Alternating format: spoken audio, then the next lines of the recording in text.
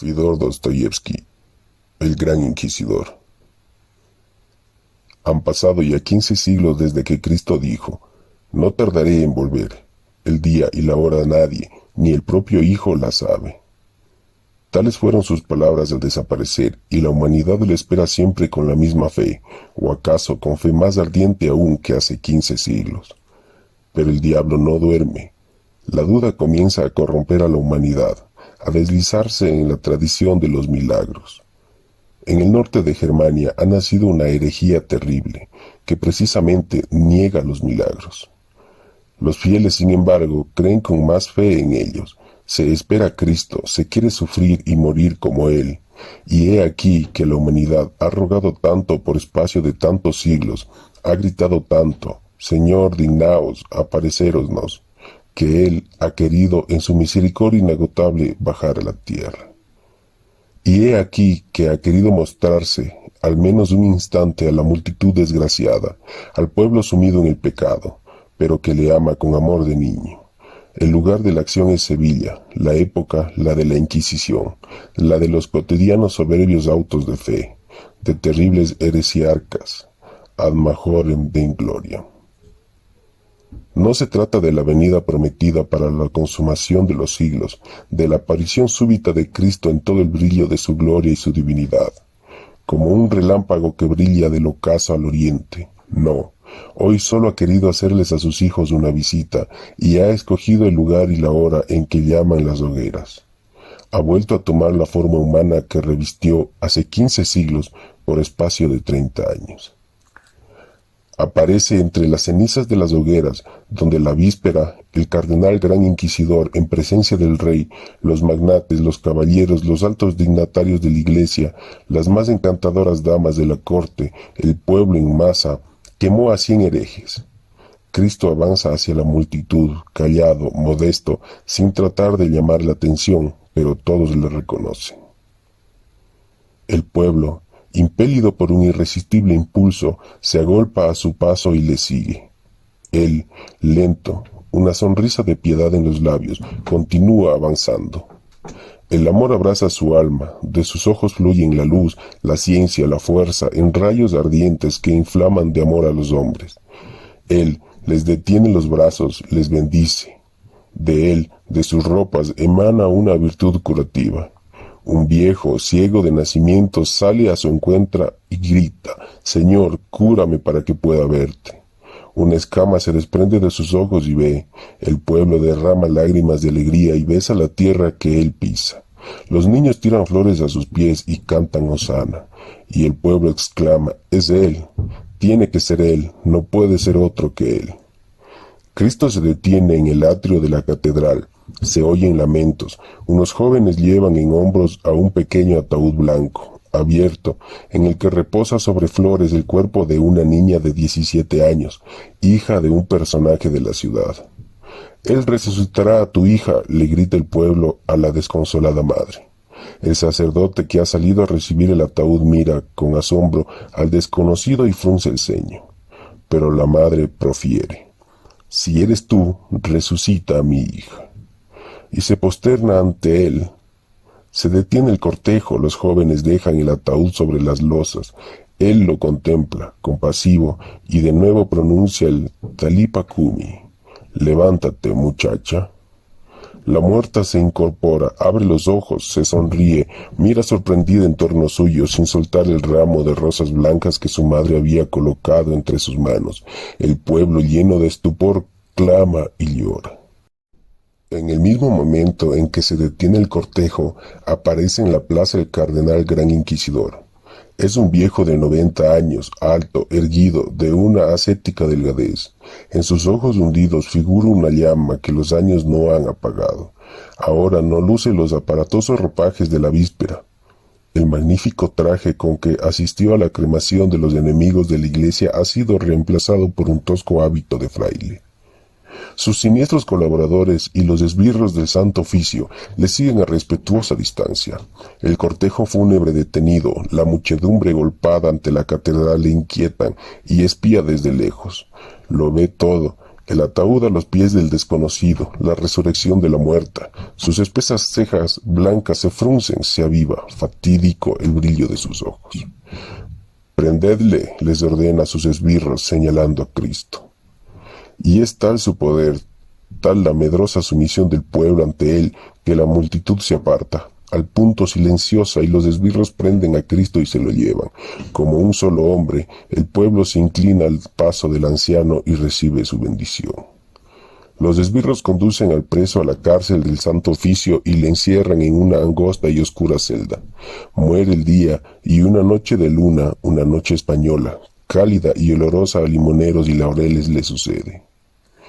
De pronto, en las tinieblas se abre la férrea puerta del calabozo y penetra el gran inquisidor en persona solo, alumbrándose con una linterna. La puerta se cierra tras él. El anciano se detiene a pocos pasos de umbral y sin hablar palabra contempla durante cerca de 2 minutos al preso. Luego avanza lentamente, deja la linterna sobre la mesa y pregunta: ¿Eres tú, en efecto? Pero sin esperar la respuesta prosigue: no hables, calla. ¿Qué podías decirme? Demasiado lo sé. No tienes derecho a añadir ni una sola palabra a lo que ya dijiste. ¿Por qué has venido a molestarnos? Bien sabes que tu venida es inoportuna, mas yo te aseguro que mañana mismo no quiero saber si eres él o solo su apariencia. Seas quien seas, mañana te condenaré. Perecerás en la hoguera como el peor de los herejes. Verás cómo ese mismo pueblo que esta tarde te besaba los pies se apresura, a una señal mía, a echar leña al fuego. Quizá nada de esto te sorprenda. Y el anciano, mudo y pensativo, sigue mirando al preso, acechando la expresión de su rostro serena y suave. El espíritu terrible e inteligente, añade, tras una larga pausa, el espíritu de la negación y de la nada. Te hablo con el desierto, y la escritura atestigua que te tento. No puedes concebirse nada más profundo de lo que se dijo en aquellas 3 preguntas, o para emplear el lenguaje de la escritura, en aquellas 3 tentaciones. Si ha habido algún milagro auténtico, evidente, ha sido el de las 3 tentaciones. El hecho de que tales preguntas hayan podido brotar de unos labios es ya, por sí solo, un milagro. Supongamos que hubieran sido borradas del libro, que hubiera que inventarlas, que forjárselas de nuevo. Supongamos que con ese objeto se reuniesen todos los sabios de la tierra, los hombres de estado, los príncipes de la iglesia, los filósofos, los poetas, y que se les dijese: inventad 3 preguntas que no sólo correspondan a la grandeza del momento, sino que contengan en su triple interrogación toda la historia de la humanidad futura. ¿Crees que esa asamblea de todas las grandes inteligencias terrestres podría forjarse algo tan alto, tan formidable como las 3 preguntas del inteligente y poderoso espíritu? Esas 3 preguntas por sí solas demuestran que quien te habló aquel día no era un espíritu humano, contingente, sino el espíritu eterno, absoluto. Toda la historia ulterior de la humanidad está predicha y condensada en ellas. Son las 3 formas en que se concretan todas las contradicciones de la historia de nuestra especie. Esto entonces aún no era evidente. El porvenir era aún desconocido, pero han pasado 15 siglos y vemos que todo estaba previsto en la triple interrogación, que es nuestra historia. ¿Quién tenía la razón? ¿Tú o quien te interrogó? Sino el texto, el sentido de la primera pregunta es el siguiente: ¿quieres presentarte al mundo con las manos vacías, anunciándoles a los hombres una libertad que su tontería y su maldad naturales no le permiten comprender? Una libertad espantosa, pues para el hombre y para la sociedad no ha habido nunca nada tan espantoso como la libertad. Cuando, si convirtieses en panes todas esas piedras peladas esparcidas ante tu vista, verías a la humanidad correr en pos de ti como un rebaño, agradecida, sumisa, temerosa tan solo de que tu mano dispusiera su ademán taumatúrgico y los panes se tornasen en piedras. Pero tú no quisiste privar al hombre de su libertad y repeliste la tentación. Te horrorizaba la idea de comprar con panes la obediencia de la humanidad y contestaste que no sólo de pan vive el hombre, sin saber que el espíritu de la tierra, reclamando el pan de la tierra, había de alzarse contra ti, combatirte y vencerte, y que todos le seguirían, gritando: nos ha dado el fuego del cielo. Pasarán los siglos y la humanidad proclamará: por boca de sus labios que no hay crímenes y por consiguiente no hay pecado, que solo hay hambrientos. Dales pan si quieres que sean virtuosos. Esa será la divisa de los que se alzarán contra ti, el lema que inscribirá en su bandera, y tu templo será derribado y en su lugar se erigirá una nueva torre de Babel, no más firme que la primera, el esfuerzo de cuya erección y 1000 años de sufrimientos podíais haberles ahorrado a los hombres, pues volverán a nosotros al cabo de 1000 años de trabajo y dolor, y nos buscarán en los subterráneos, en las catacumbas donde estaremos escondidos, huyendo aún de la persecución, del martirio, para gritarnos: pan. Los que nos habían prometido el fuego del cielo no nos lo han dado, y nosotros acabaremos su Babel, dándoles pan, lo único de que tendrían necesidad. Y se lo daremos en tu nombre. Sabemos mentir. Sin nosotros se morirían de hambre. Su ciencia no les mantendría.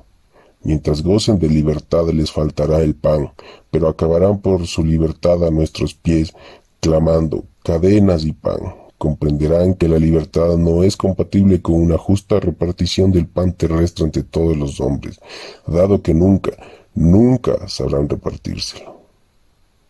Se convencerán también de que son indignos de la libertad, débiles, viciosos, necios, indómitos. Tú les prometiste el pan del cielo. ¿Crees que pueden ofrecerse ese pan en vez del de la tierra, siendo la raza humana lo vil, lo incorregiblemente vil que es? Con tu pan del cielo podrás atraer y seducir a miles de almas, a docenas de miles, pero ¿y los millones y las decenas de millones no bastantemente fuertes para preferir el pan del cielo al pan de la tierra? ¿Acaso era tan solo el Dios de los grandes? Los demás, esos granos de arena del mar, los demás que son débiles, pero que te aman, ¿no son a tus ojos sino viles instrumentos en manos de los grandes? Nosotros amamos a esos pobres seres que acabarán, a pesar de su condición viciosa y rebelde, por dejarse dominar. Nos admirarán, seremos sus dioses, una vez sobre nuestros hombros la carga de su libertad, una vez que hayamos aceptado el cetro que, tanto será el miedo que la libertad acabará por inspirarles, nos ofrecerán, y reinaremos en tu nombre, sin dejarte acercar a nosotros. Esta impostura, esta necesaria mentira, constituirá nuestra cruz. Como ves, la primera de las 3 preguntas encerraba el secreto del mundo, y tú la desdeñaste. Ponías la libertad por encima de todo. Cuando si hubieras consentido en tornar panes las piedras del desierto, hubieras satisfecho el eterno y unánime deseo de la humanidad. Le hubieras dado un amo. El más vivo afán del hombre libre es encontrar un ser ante quien inclinarse. Pero quiere inclinarse ante una fuerza incontestable que pueda reunir a todos los hombres en una comunión de respeto. Quiere que el objeto de su culto lo sea de un culto universal. Quiere una religión común.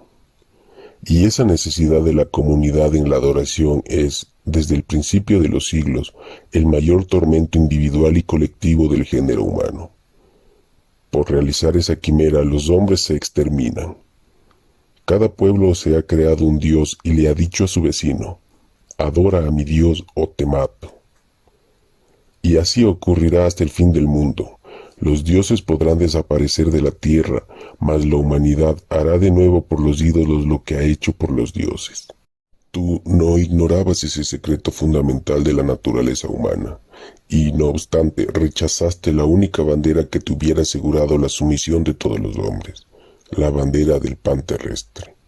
La rechazaste en nombre del pan celestial y de la libertad, y en nombre de la libertad seguiste obrando hasta tu muerte. No hay, te repito, un afán más vivo en el hombre que encontrar a quien delegar la libertad de que nace dotada tan miserable criatura. Sin embargo, para obtener la ofrenda de la libertad de los hombres hay que darles la paz de la conciencia. El hombre se hubiera inclinado ante ti si le hubieras dado pan, porque el pan es una cosa incontestable. Pero si al mismo tiempo otro se hubiera adueñado de la conciencia humana, el hombre hubiera dejado tu pan para seguirle. En eso tenías razón. El secreto de la existencia humana consiste en la razón, en el motivo de la vida. Si el hombre no acierta a explicarse por qué debe vivir, preferiría morir a continuar esta existencia sin objeto conocido, aunque disponga de una inmensa provisión de pan. Pero ¿de qué te sirvió el conocer esa verdad?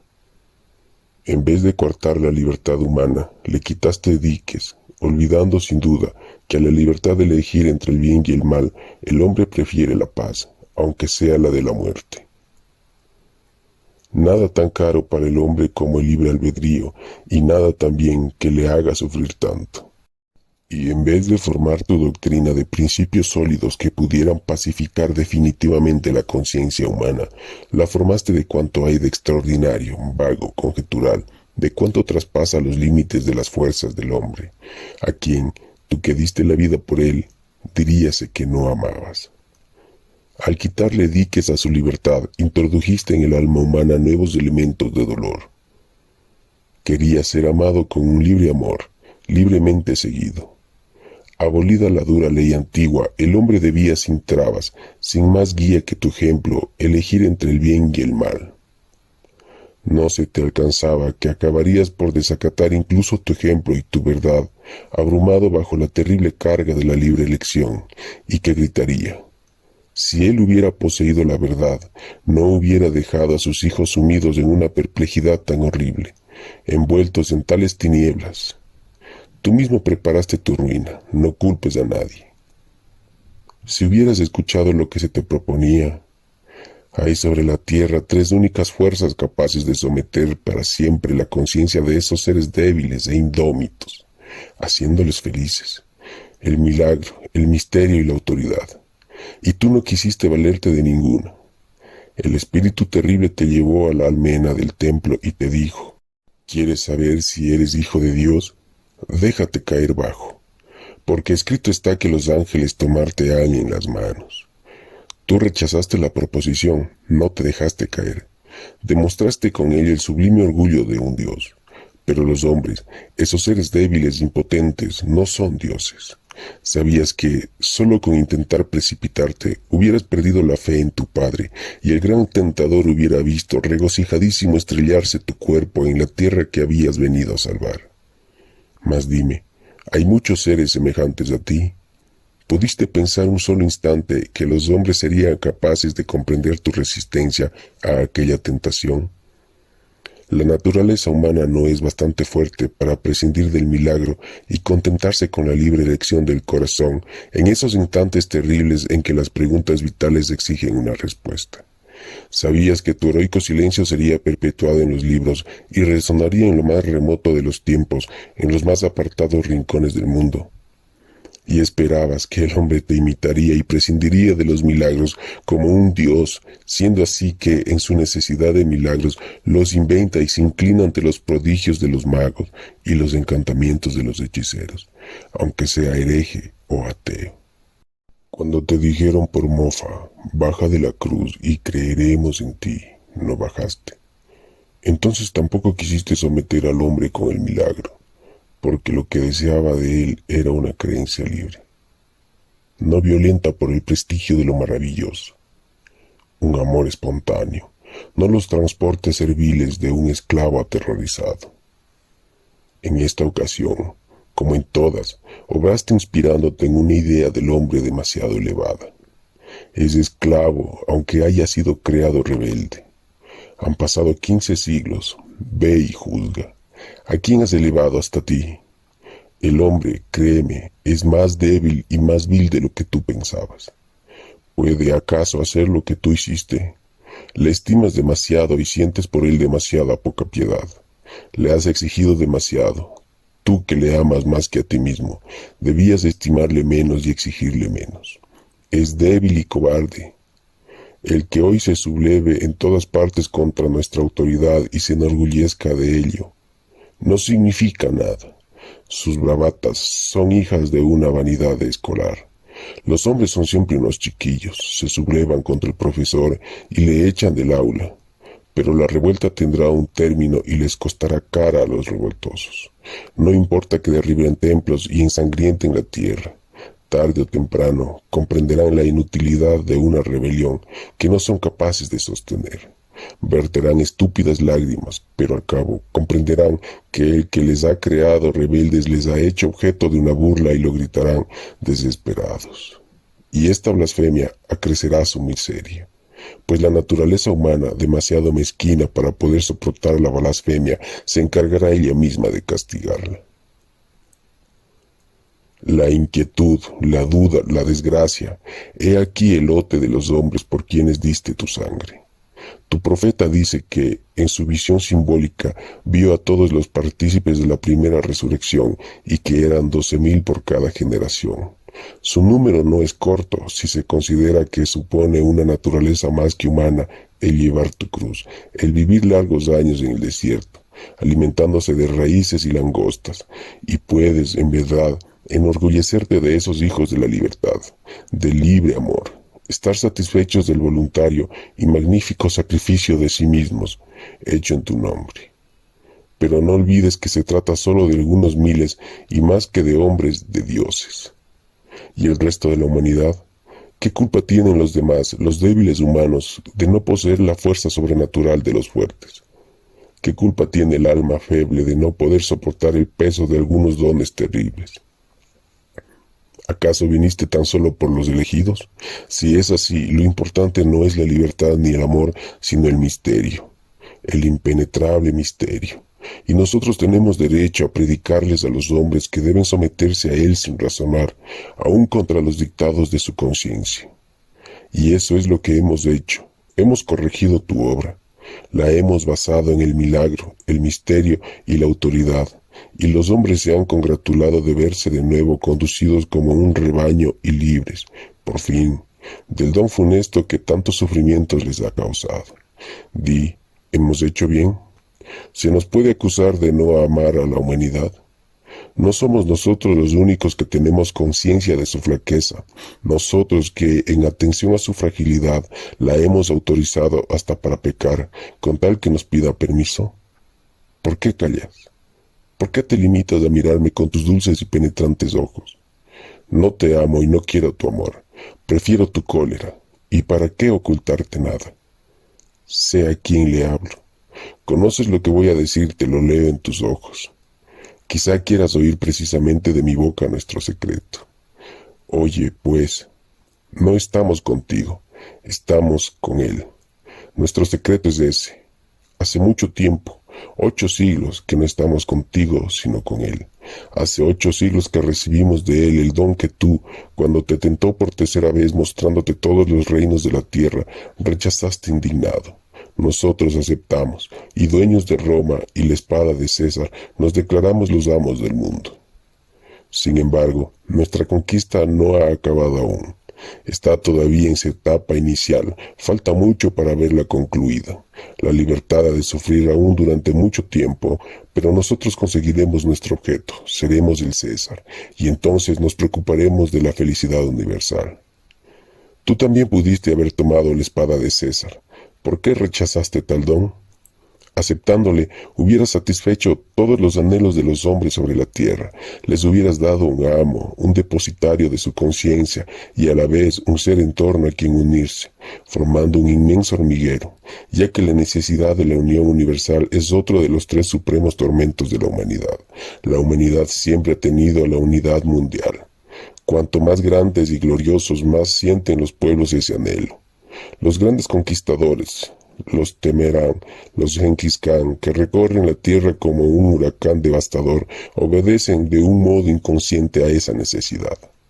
Tomando la púrpura de César, hubieras fundado el imperio universal que hubiera sido capaz de traer la paz al mundo, pues ¿quién debe reinar sobre los hombres sino el que es dueño de sus conciencias y tiene su pan en las manos? Tomamos la espada de César, y al hacerlo, rompimos contigo y nos unimos a él. Aún habrá siglos de libertinaje intelectual, de pedantería y antropofagia. Los hombres, luego de erigir, sin nosotros, su torre de Babel, se entregarán a la antropofagia. Pero la bestia acabará por arrastrarse hasta nuestros pies, los lamerá y los regará con lágrimas de sangre. Y nosotros nos sentaremos sobre la bestia y levantaremos una copa en la que se leerá la palabra misterio. Y entonces, solo entonces, empezará para los hombres el reinado de la paz y de la dicha. Tú tienes tus elegidos, pero son una minoría. Nosotros les daremos el rey y la calma a todos.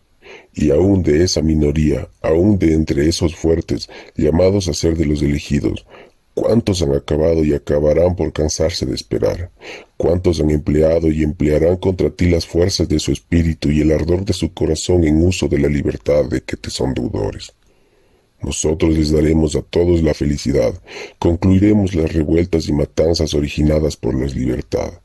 Les convenceremos de que no serán verdaderamente libres, sino cuando nos hayan confiado su libertad. ¿Mentiremos? No. Y bien sabrán ellos que no les engañaremos, cansados de las dudas y de los terrores que la libertad lleva consigo. La independencia, el libre pensamiento y la ciencia llegarán a sumirles en tales tinieblas, a espantarlos con tales prodigios, a cansarlos con tales exigencias, que los menos suaves y dóciles se suicidarán. Otros, también indóciles, pero débiles y violentos, se asesinarán, y otros, los más, rebaño de cobardes y de miserables, gritarán a nuestros pies: sí, tenéis razón. Solo vosotros poseéis su secreto, y volvemos a vosotros. Salvadnos de nosotros mismos. No se les ocultará que el pan, obtenido con su propio trabajo, sin milagro alguno, que reciben de nosotros, se lo tomamos antes nosotros a ellos para repartírselo, y que no convertimos las piedras en panes. Pero en verdad, más que el pan en sí, lo que les satisfará es que nosotros se lo demos. Pues verán que, si no convertimos las piedras en panes, tampoco los panes se convierten, vuelto el hombre a nosotros, en piedras. Comprenderán al cabo el valor de la sumisión, y mientras no lo comprendan padecerán. ¿Quién? Dime, ¿quién ha puesto más de su parte para que dejen de padecer? ¿Quién ha dividido el rebaño y le ha dispersado por extraviados andurriales? Las ovejas se reunirán de nuevo, el rebaño volverá a la obediencia y ya nada lo dividirá ni lo dispersará. Nosotros entonces les daremos a los hombres una felicidad en armonía con su débil naturaleza, una felicidad compuesta de pan y humildad. Sí, les predicaremos la humildad, no como tú el orgullo. Les probaremos que son débiles niños, pero que la felicidad de los niños tiene particulares encantos. Se tornarán tímidos, no nos perderán nunca de vista, y se estrecharán contra nosotros como polluelos que buscan el abrigo del ala materna. Nos temerán y nos admirarán. Les enorgullecerá el pensar la energía y el genio que habremos necesitado para domar a tanto rebelde. Les asustará nuestra cólera y sus ojos, como los de los niños y los de las mujeres. Serán fuentes de lágrimas. Pero con qué facilidad, a un gesto nuestro, pasarán del llanto a la risa, a la suave alegría de los niños. Les obligaremos, qué duda cabe, a trabajar, pero les organizaremos para sus horas de ocio, una vida semejante a los juegos de los niños, mezcla de canciones, coros inocentes y danzas. Hasta les permitiremos pecar, su naturaleza es tan flaca. ¿Y cómo les permitiremos pecar? Nos amarán con un amor sencillo, infantil. Les diremos que todo pecado cometido con nuestro permiso será perdonado, y lo haremos por amor, pues de sus pecados el castigo será para nosotros y el placer para ellos, y nos adorarán como bienhechores. Nos lo dirán todo, y según su grado de obediencia les permitiremos o les prohibiremos vivir con sus mujeres o sus amantes, y les consentiremos o no les consentiremos tener hijos, y nos obedecerán muy contentos. Nos someterán los más penosos secretos de su conciencia y nosotros decidiremos en todo y por todo. Y ellos acatarán, alegres, nuestras sentencias, pues les ahorrará el cruel trabajo de elegir y de determinarse libremente. Todos los millones de seres humanos serán así, felices, salvo unos 100.000, salvo nosotros, los depositarios del secreto, porque nosotros seremos desgraciados. Los felices se contarán por miles de millones, y habrá 100.000 mártires del conocimiento, exclusivo y maldito, del bien y del mal. Morirán en paz, pronunciando tu nombre, y más allá de la tumba solo verán la oscuridad de la muerte. Sin embargo, nos lo callaremos, embaucaremos a los hombres por su bien, con la promesa de una eterna recompensa en el cielo, a sabiendas de que, si hay otro mundo, no ha sido de seguro creado para ellos. Se vaticina que volverás rodeado de tus elegidos y que vencerás. Tus héroes solo podrán envanecerse de haberse salvado a sí mismos, mientras que nosotros habremos salvado al mundo entero. Se dice que la fornicadora, sentada sobre la bestia y con la copa del misterio en las manos, será afrentada y que los débiles se sublevarán por vez póstrera. Desgarrarán su púrpura y desnudarán su cuerpo impuro. Pero yo me levantaré entonces y te mostraré los miles de millones de seres felices que no han conocido el pecado. Y nosotros, que por su bien habremos asumido el peso de sus culpas, nos alzaremos ante ti diciendo, júzganos si puedes, y te atreves. No te temo. Yo también he estado en el desierto. Yo también me he alimentado de langostas y raíces. Yo también he bendecido la libertad que les diste a los hombres, y he soñado con ser el número de los fuertes. Pero he renunciado a ese sueño, he renunciado a tu locura para sumarme al grupo de los que corrigen tu obra. He dejado a los orgullosos para acudir en socorro de los humildes. Lo que te digo se realizará, nuestro imperio será un hecho. Y te repito que mañana, a una señal mía, verás a un rebaño sumiso echar leña a la hoguera donde te haré morir, por haber venido a perturbarnos. ¿Quién más digno que tú de la hoguera? Mañana te quemas, Dixie. El inquisidor calla, espera unos instantes la respuesta del preso. Aquel silencio le turba. El preso le ha oído sin dejar de mirarle a los ojos, con una mirada fija y dulce, decidido evidentemente a no contestar nada. El anciano hubiera querido oír de sus labios una palabra, aunque hubiera sido la más amarga, la más terrible. Y he aquí que el preso se le acerca en silencio y da un beso en sus labios exangües de nonagenario. A eso se reduce su respuesta. El anciano se estremece, sus labios tiemblan, se dirige a la puerta, la abre y dice, vete y no vuelvas nunca, nunca, y le deja salir a las tinieblas de la ciudad. El preso se aleja.